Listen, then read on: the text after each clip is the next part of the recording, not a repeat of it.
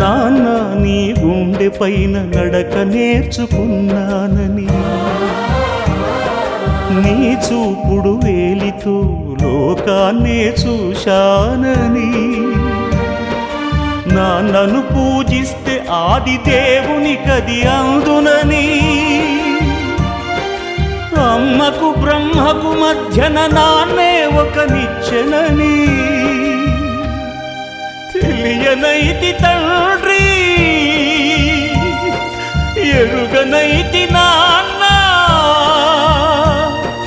నాన్నంటే నడిచే దేవాలయమని మరచితిని, ఆత్మజ్యోతి చేతుల ఆపివేసుకుంటిని.